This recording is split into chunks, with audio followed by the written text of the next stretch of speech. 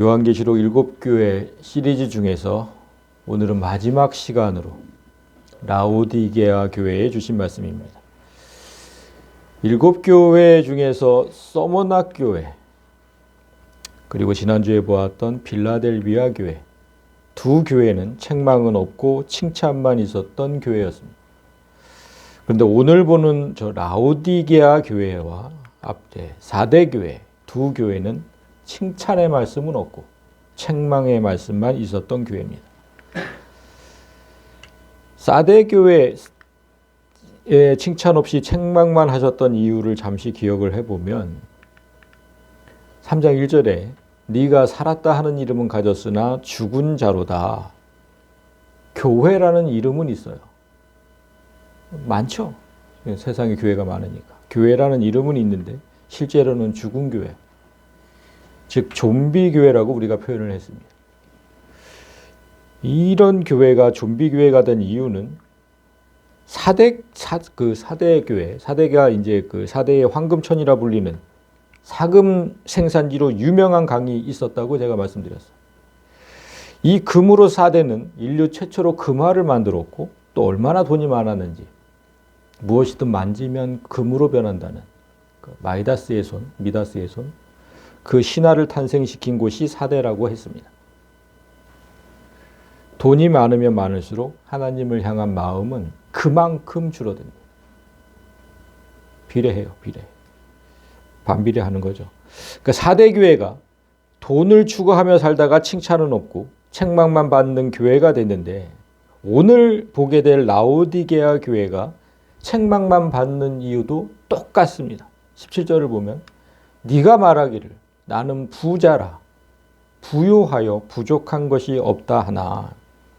라오디게아는 지금까지 보았던 7교회가 있던 도시 중에서 가장 부자 도시입니다. 가장 부자예요. 얼마나 부자였으면 그곳에 살던 시민들이 부족한 게 없다, 우리는 부족한 게 없다, 이렇게 말할 정도. 지난주에 보았던 빌라델비아는 형이 동생을 위해 건설한 도시였다고 말했어요. 그래서 형제애라는 뜻이 있었는데, 오늘 보는 라오디게아는 수리아의 왕 안티오쿠스 2세가 아내 라오디케를 위해서 건설한 도시입니다. 그 이름의 뜻은 백성의 정이라고 해요. 왕이 사랑하는 아내를 위해서 지은 도시여서 그런지 이 도시는 실크로드의 거점 도시가 되었고, 수많은 상인들이 오고 가면서 각종 상업과 은행업, 돈이 쌓이는 그 은행업이 번창했습니다. 또한 기름진 땅 때문에 목축업과 농업도 발달해서 스스로 부족한 게 없다고 자부하는 도시였습니다.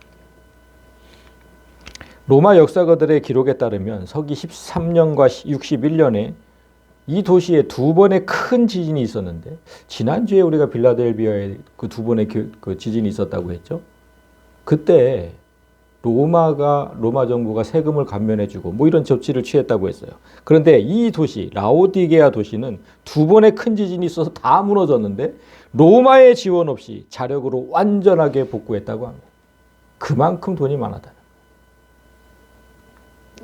라오디게아의 또 한 가지 특이점은 이 도시에도 유대인들이 많이 살고 있었지만 다른 도시들과는 달리 기독교인들과 충돌한 기록이 없습니다.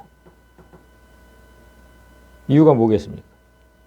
이곳의 기독교인들도 물질적 풍요에 빠져 있었기 때문입니다. 빌라델비아 교회처럼 세상과 타협하지 않아야 핍박을 받아요, 교회는. 그런데 세상과 타협하고 그 유대인의 길드, 상인조합에 협조하면 어떤 탄압도 받지 않고 편안하게 지낼 수 있습니다. 오늘 예수님은 그렇게 살아가는 성도들 앞에 세상을 만든 창조주로 나타나셨습니다. 라오디게아 교회의 사자에게 편지하라. 아멘이시요 신실하고 참된 증인이시요 하나님의 창조를 시작한 이가 이르시되. 아멘, 처음에 아멘이란 단어는 확실하고 참된 것에 찬성을 표시하는 히브리어예요. 그래서 우리도 하나님 말씀과 행하신 일이 참되시다는 거, 참되다는 것을 인정하고 또 동의한다는 의미로 아멘하죠. 따라서 예수님이 아멘이라는 의미는 예수님의 인격과 약속, 행하신 일들이 참되고 진실하다는 뜻입니다. 오늘 이런 모습으로 나타나신 이유가 있어요. 이제 얘기를 쭉 들어보시면. 뒤이어 나오는 신실하고 참된 저 단어도 똑같은 거죠. 예수님은 참되시다. 참되고 진실하시다. 예수님이 각 교회, 7교회에 등장하실 때마다 나타난 이미지들이 있었잖아요. 지난주에 빌라델비아 교회에 다윗의 열쇠를 가지신 이로 나타나신 그 이유가 뭐였습니까? 두 번의 큰 지진으로 삶의 터전을 잃고 극심한 가난에 빠진 성도들에게 하늘의 곡간 열쇠를 들고 나타나서 위로하려는 의도였습니다.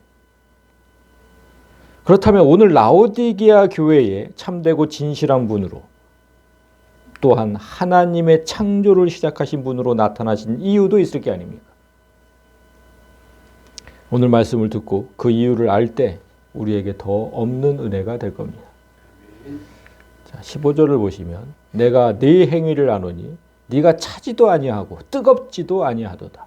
네가 차든지 뜨겁든지 하기를 원하노라. 우리가 요한계시록에서 비교적 잘 아는 구절이 지금 등장했습니다. 교회를 좀 오래 다니신 분들은 너무나 잘 알죠. 이 구절.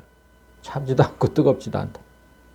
그런데 대개는 이 말씀의 뜻을 성도들이 어떻게 알고 있냐면 뭔가 신앙의 열정이 부족하다. 이렇게 알고 있죠. 다들 그렇게 알고 계실 겁니다. 다음 절에도 똑같아요.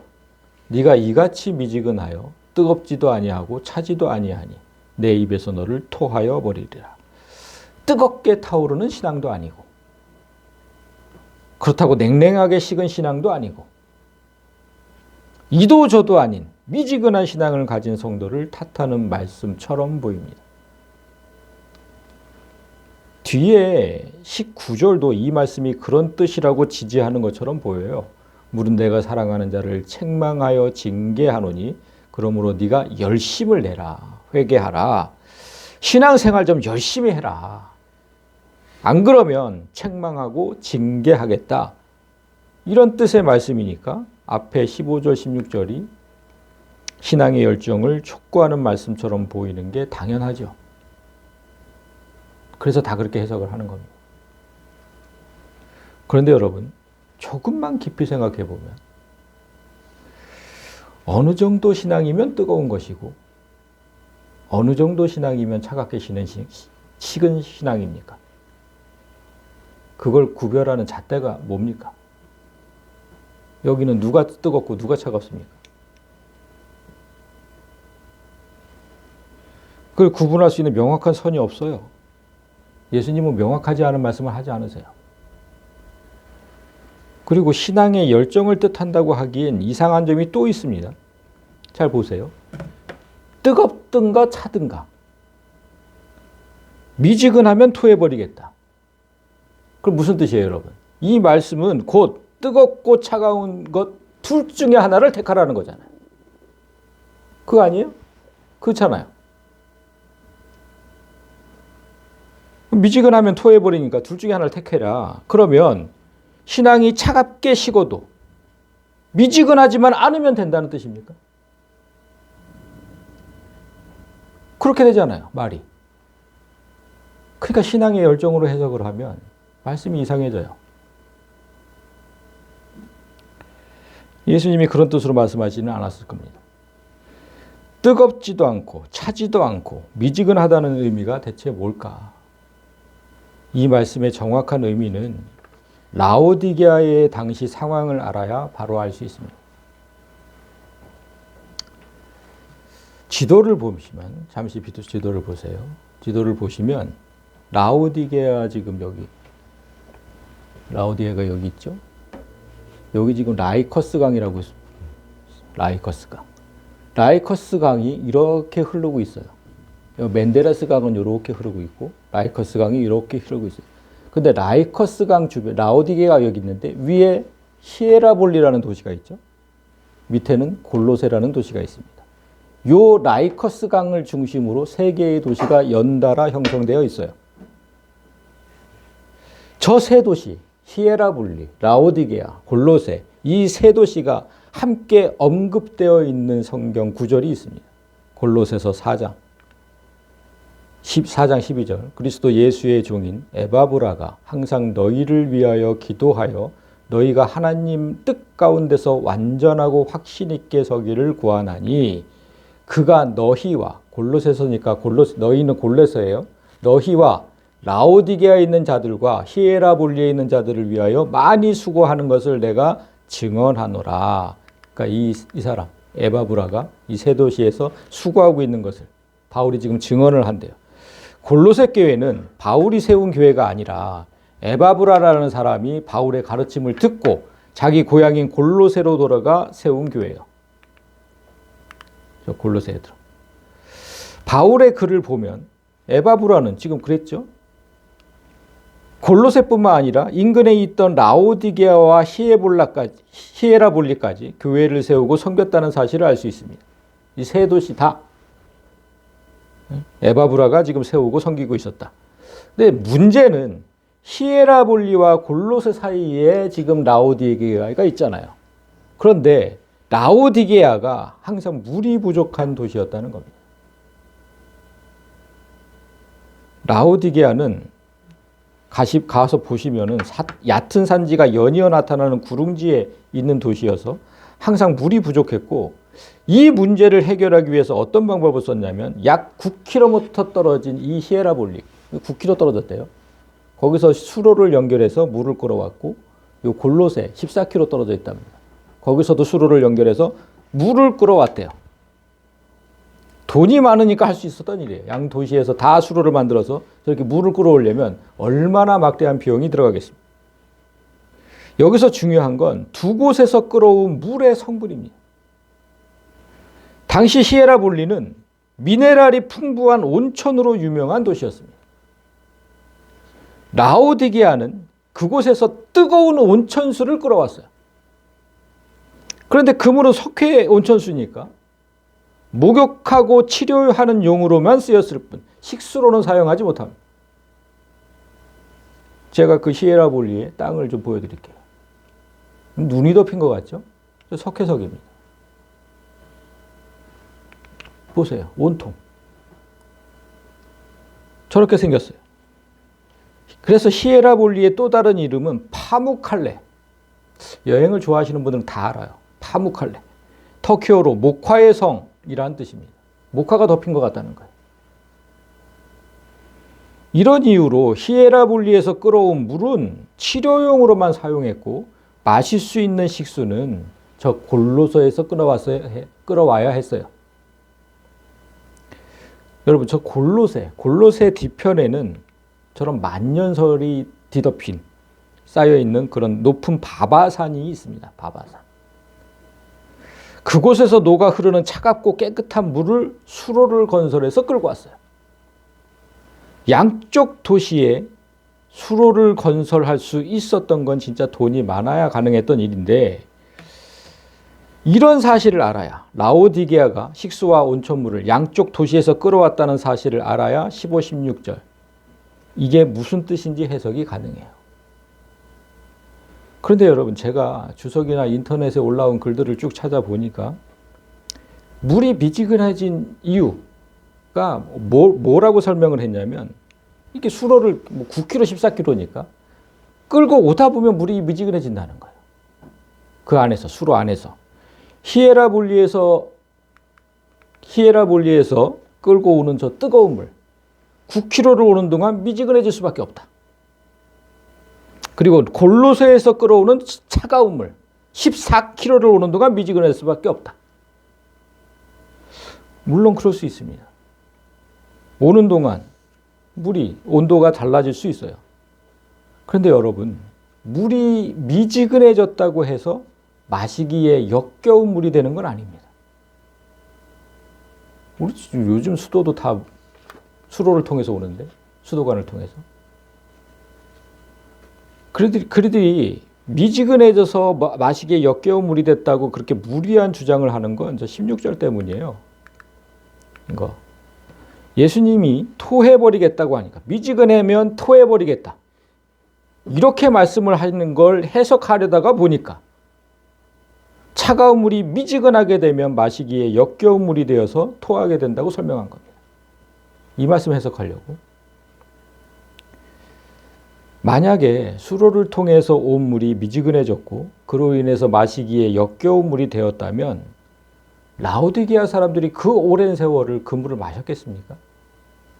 근데 라오디게아 사람들은 그걸 식수로 사용해야 했거든요. 몇십 년, 몇백 년을. 돈이 많은 그들이 14km나 되는 그 긴 거리에 수로를 건설하는 그 막대한 비용으로 차라리 땅을 팠겠죠. 만약에 그 온 물이 변했다면. 그렇지 않습니까? 그렇다면 예수님은 왜 미지근하면 토한다는 표현을 사용했을까? 미지근하면 토해버리겠다. 왜 이런 표현을 사용했을까? 여러분이 한번 생각해 보십시오. 히에라볼리와 골로새 두 곳에서 수로를 이용해서 물을 끌고 왔을 때 어떤 경우에 물이 마실 수 없는 물이 되겠습니까? 그렇죠, 원사님. 두 물이 섞였을 때입니다. 두 개의 물을 섞었을 때, 그러니까 히에라볼리의 물은 뜨겁고 석회질이 많은 물이라고 했죠. 그러나 골로새의 물은 차갑고 깨끗한 물이에요. 이 두 개의 물을 섞으면 미지근하게 되죠, 당연히. 그리고 마실 수 없는 물이 됩니다. 예수님은 이런 물은 토할 수밖에 없다고 말씀하신 거예요. 토할 수밖에 없다. 성경에서 하나님은 자주 물로 비유된다고 제가 여러 번 말씀드렸어요. 그러니까 마실 수 있는 물은 하나님을 의미하고 마실 수 없는 물은 사탄 숭배를 의미합니다. 라오디게아 교회는 하나님만 아니라 여러 종교를 받아들이는 혼합신앙이 있었어요. 모든 신앙에 종교가 있다. 아니, 모든 신앙에 구원이 있다. 그 혼합신앙이죠. 그 혼합신앙이 있었고 예수님은 그걸 비난하신 겁니다. 토해버리겠다. 이곳의 기독교인들이 유대인들과 충돌이 없었다 그랬잖아요. 그 이유도 그래요. 유대교와 하나가 됐기 때문입니다. 유대교는 예수의 십자가만으로는 구원받기에 부족하다고 주장하는 자들이에요. 그걸로는 부족하다. 뭐 해야 된다? 유대교만의 그 장로들의 전통, 그걸 꼭 지켜야 한다고 주장했던 자들이에요.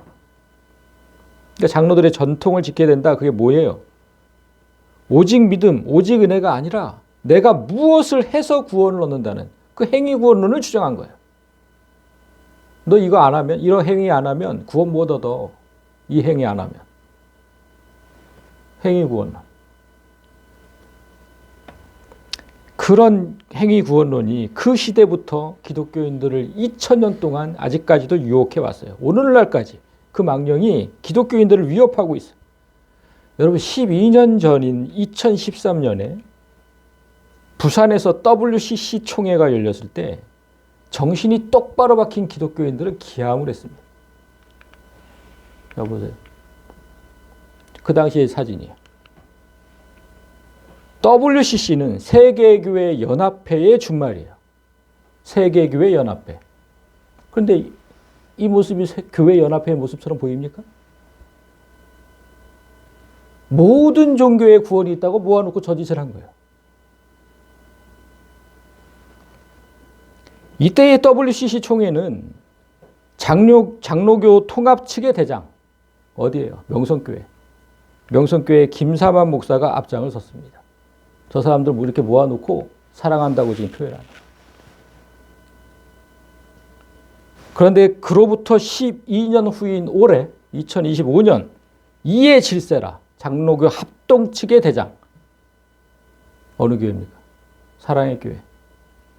사랑의 교회 오정현 목사가 순복음교회 이영훈 목사와 함께 WEA 총회를 서울에서 개최하려고 앞장을 섰습니다. WEA는 세계 복음주의 연맹의 약자예요. 근데 WCC와 같은 목적, 같은 성격의 단체입니다. 다를 거 하나도 없어요. 똑같은 단체예요. 이 두 단체는 무엇보다도 천주교와 하나 되기 위해서 안간힘을 쓰는 단체입니다.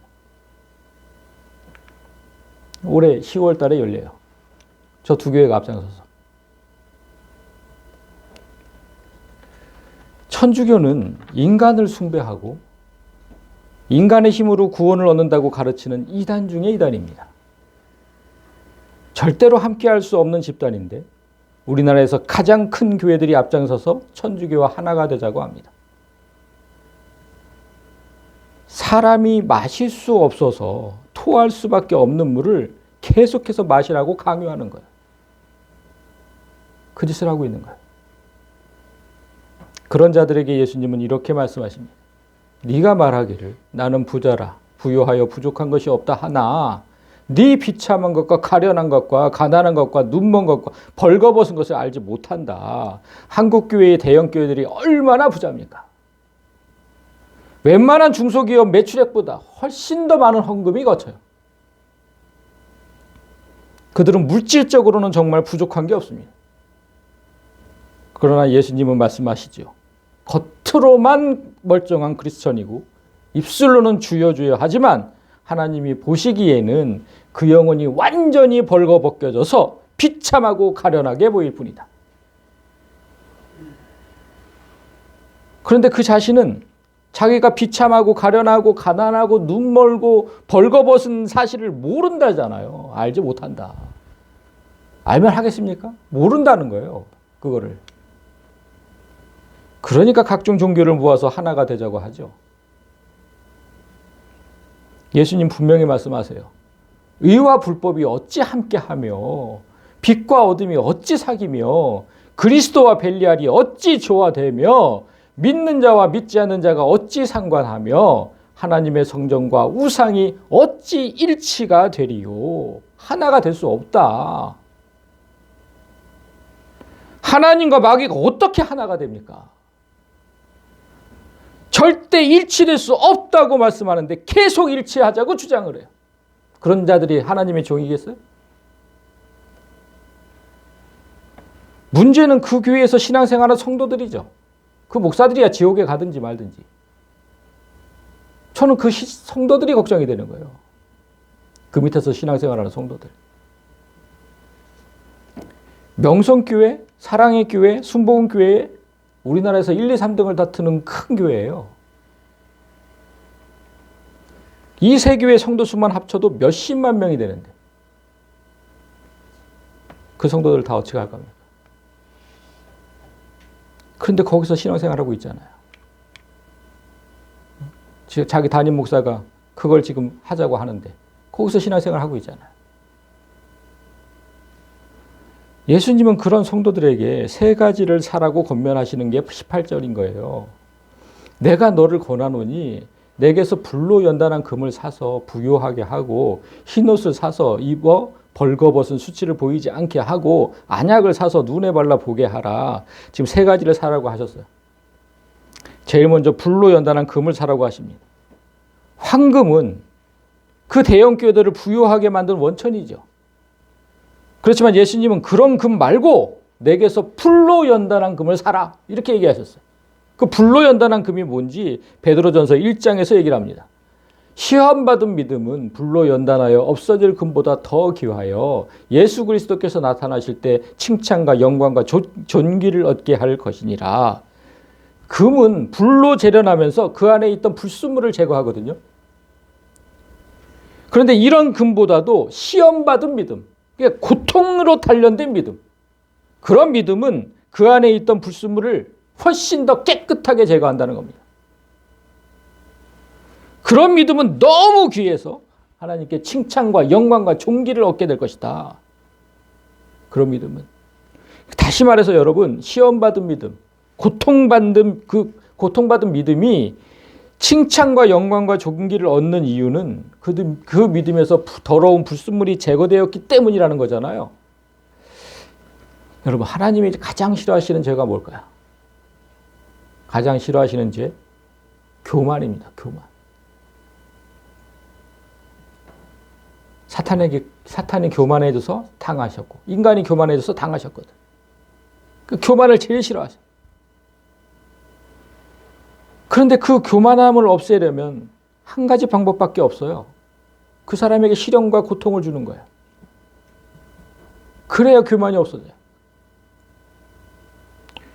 믿음이 있는 사람이 큰 환난을 당하면 어떻게 됩니까, 여러분?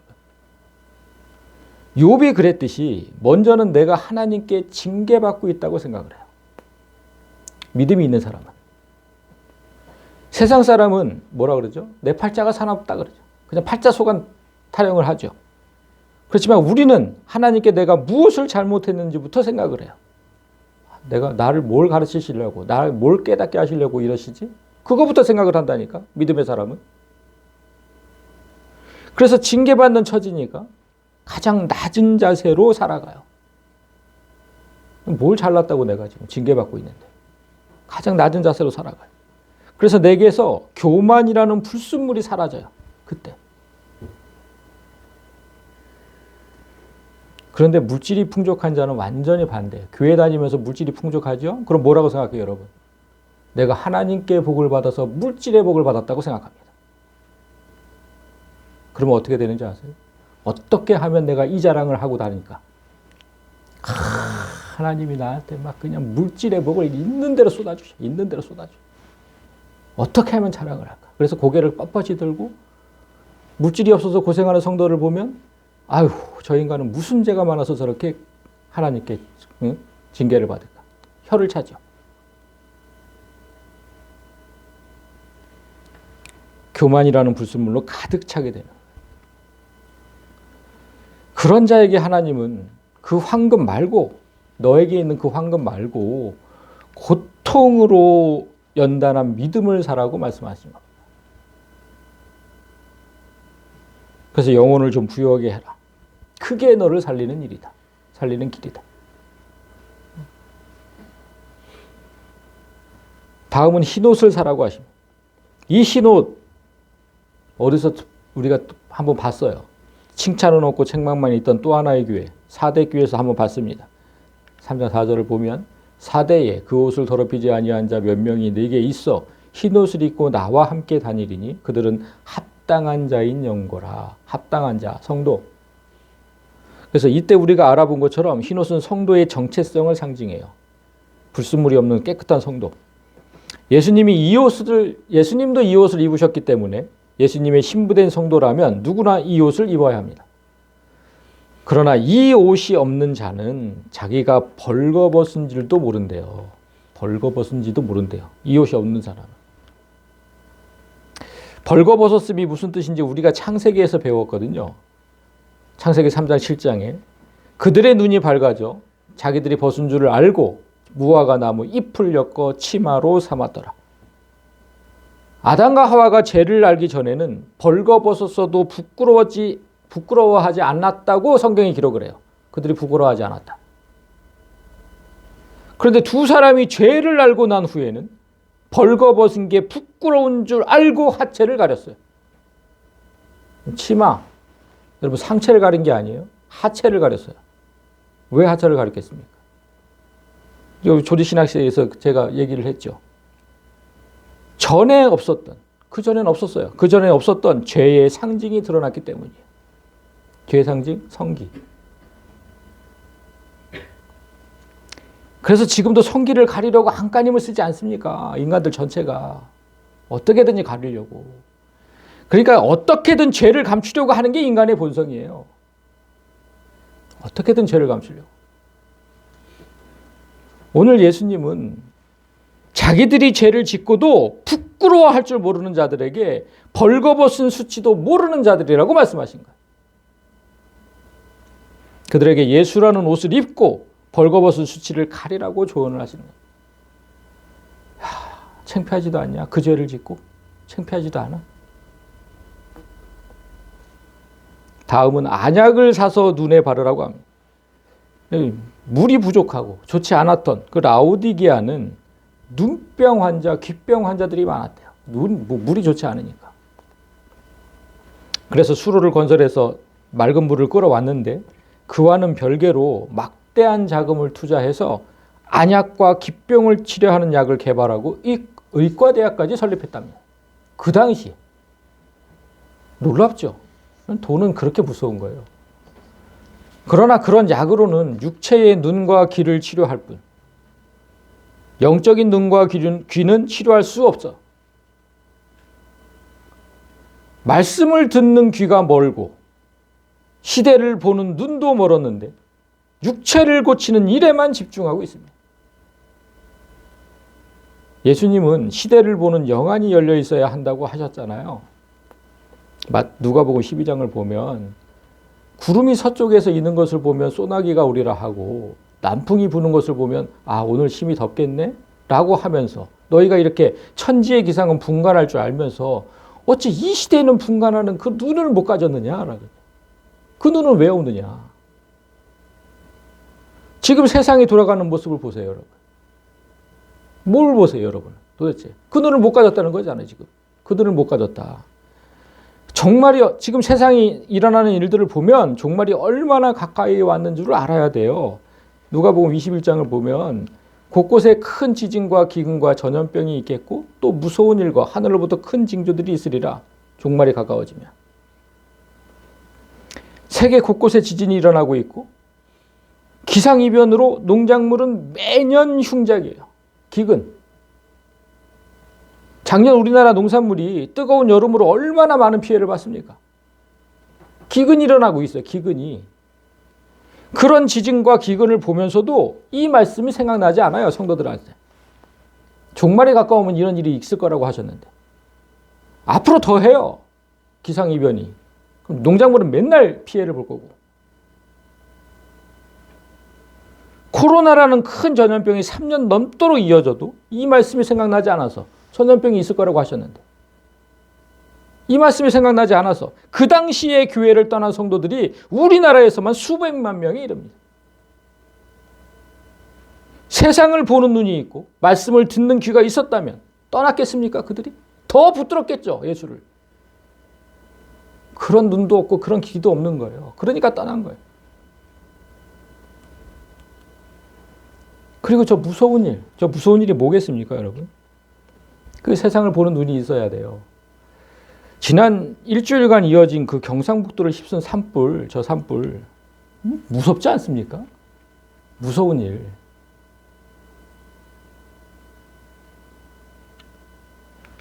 보세요. 얼마나 무섭습니까, 저거? 비가 오지 않았다면, 비가 조금이라도 왔으니까 꺼졌지. 비가 오지 않았으면 정말 큰일 날 뻔했죠. 저는 이런 광경들을 보면서 기독교인들이 무엇을 보았을까 궁금했어요. 저걸 보면서. 아이고, 그냥 아무 생각 없이 이러고 있었을까? 기독교인들이? 이번 불로 서울시 면적의 75%에 달하는 면적이 불에 탔대요. 그리고 건물 2,500개가 소실되었고 사망자는 30명, 이재민은 한때 4만 명에 육박했습니다.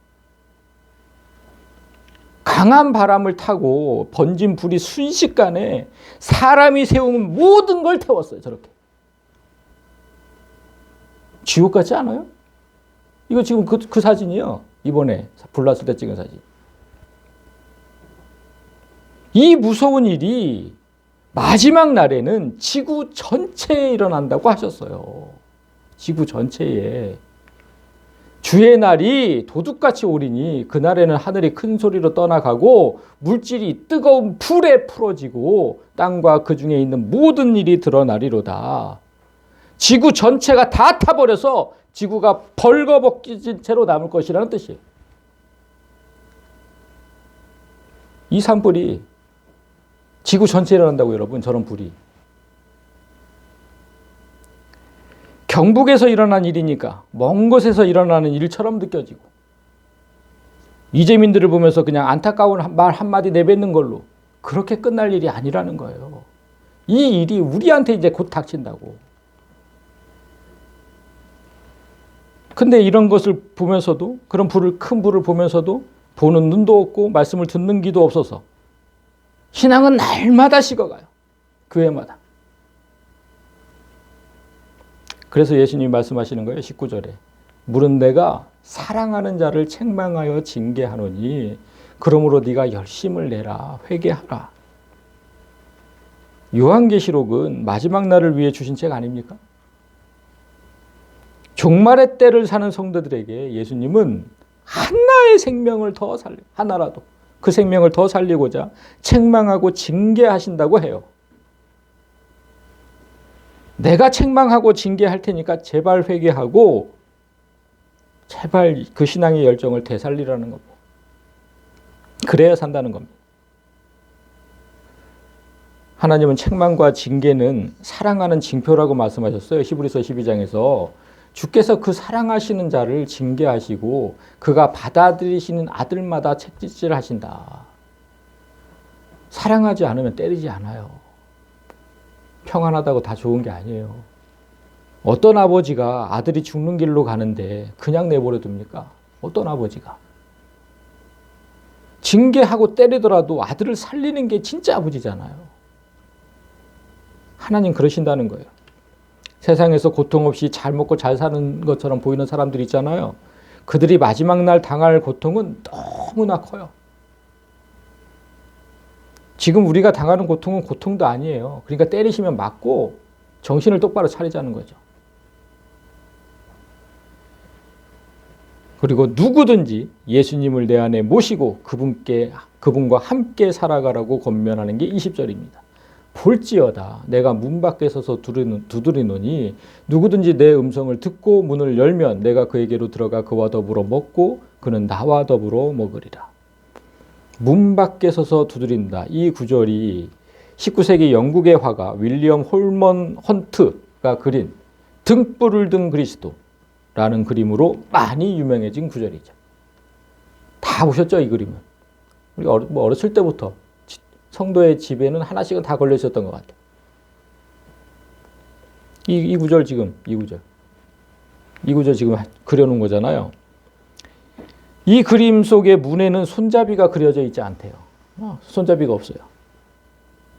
작가는 이 문이 사람들의 마음에 이르는 문이기 때문에 손잡이를 그리지 않았다고 합니다. 이 작가가 표현한 대로 예수님은 내 안에 들어오고 싶어 하시지만 내가 마음 문을 열어주지 않으면 예수님은 들어올 수 없습니다. 고린도 후서 5장을 보면 사람의 육체는 영혼이 거주하는 집이라고 했어요. 이 안에 영혼이 거주한다. 그러니까 예수님은 내 영혼이 거주하는 집에 무단으로 침입하지 않으세요. 마귀들은 무단으로 침입해요. 함부로 들어가잖아요, 사람들 안에. 예수님은 그러지 않으세요. 우리를 인격을 존중하시거든요. 그래서 문 밖에 서서 계속 두드리시는 거예요. 계속. 문 밖에 서서 계속 두드리세요. 그리고 두드리기만 하는 게 아니라 문 좀 열어달라고 말씀하시죠. 내 음성을 듣고 그랬잖아요. 문 좀 열어달라고 계속 말씀을 하세요. 그래서 그 음성을 듣고 마음의 문을 열면 예수님이 들어와서 나와 함께 살겠다. 네가 문을 열어야 내가 들어간다. 함부로 들어가지 않으세요. 그 상황을 조직신학에서 성령의 내주라고 부르는 거예요. 예수의 영이 내 안에 살지 않으면, 내주하지 않으면 세상을 보는 눈도 말씀을 듣는 귀도 열리지 않아요. 예수님이 내 안에 계시니까 예수의 눈으로 보게 되고 예수의 귀로 듣게 되는 거죠. 그래서 마지막 21절에 이기는 그에게는 내가 내 보좌에 함께 앉게 하여 주기를 내가 이기고 아버지 보좌에 함께 앉은 것과 같이 하리라. 예수님이 고난과 죽음을 이기고 승천하셔서 지금 하나님 자리에 앉아 계시죠? 하나님 우편, 자꾸만 하나님 여기 계시고 여기 옆에 이거 아니에요. 그냥 하나님 자리에 계시는 거예요. 그와 똑같이 예수님과 똑같이 믿음을 버리지 않고 이기는 자를 그 자리에 앉게 하겠다고 하시잖아요. 그 자리에 너를 앉히겠다. 하나님 자리에. 지난주 빌라델비아 교회에 약속하셨던 거 기억나세요? 세 개의 이름을 내 가슴에 붙여주겠다고 약속하신 거. 이거. 그러니까 나를 하나님과 예수의 존재로 살게 하겠다. 그런 약속이라고 하셨잖아요. 오늘은 더 명확한 언어로 약속을 하시잖아요. 그냥 너를 하나님 자리에 앉게 하겠다. 그러니까 앞으로는 여러분, 내가 하나님이고 내가 예수라는 말에 놀라지 마세요. 그냥 성경이 다 얘기를 하고 있는 거예요.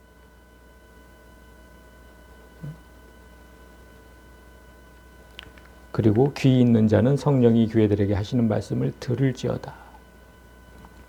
뭐 귀가 없으면 못 듣겠죠. 예수가 없으면, 내 안에 예수가 없으면 아무리 얘기를 해도 안 믿어지고 안 들려요. 그게 무슨 내가 하나님이고 내가 예수야, 이렇게만 들리는 거죠. 근데 예수가 내 안에 있으면 너무너무 감사하고 감격하죠. 그 말씀에. 말씀을 정리합니다. 오늘 본 라오디게아 성도들은 차지도 뜨겁지도 않은 미지근한 물로 살았다고 책망을 받았습니다. 그러니까 예수 한 분만으로 순수해야 할 그 신앙에, 이 세상에서 잘 먹고 잘 살아보겠다고 잡다한 그런 혼합 신앙으로 살아서 그런 신앙으로 사는 성도들이 얼마나 많은지 몰라요. 그것도 대형교회가 앞장서고 있으니까 더 하겠죠, 앞으로는. 그런 혼합 신앙으로 살면 예수님이 토하는 물이 된다고 하셨어요. 토하는 물. 그런 교회에 예수님이 참되고 진실한 분, 하나님의 창조를 시작한 분으로 나타나신 거잖아요. 그러니까 혼합 신앙에 젖어서 눈이 멀고 귀 먼 성도들이 이 세상에 참된 신은 오직 한 분, 하나님 한 분이라는 사실을 깨닫게 하기 위해서 이런 모습으로 나타나신 거예요. 다른 신은 다 가짜다. 참된 신은 단 한 분, 하나님. 그리고 다른 종교에도 구원이 있다고 말하는 자들과 하나가 되자고 하면 하나님이 토하는 물이 되는 겁니다. 진짜 걱정이에요. 몇십만 명의 성도들을 어떻게 해야 될까? 또한 하나님의 창조를 시작하니, 창조 뭘로 하셨습니까? 말씀을 하셨잖아요. 말씀. 오직 말씀이 진리와 거짓을 구별하고, 아니 아무리 담임 목사가 뭐라고 주장을 하고 뭔 짓을 해도 말씀이 내 안에 있으면, 예수가 내 안에 있으면 저게 거짓인지 진리인지 알거든요.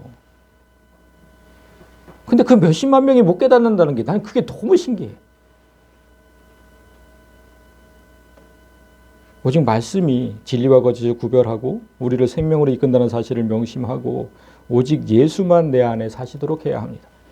이제 요한계시록의 7교회를 모두 보았는데 7교회에 하신 말씀은 오늘날 성도들이 무엇을 잘하고 무엇을 잘못하는지를 일목요연하게 설명해 줬어요.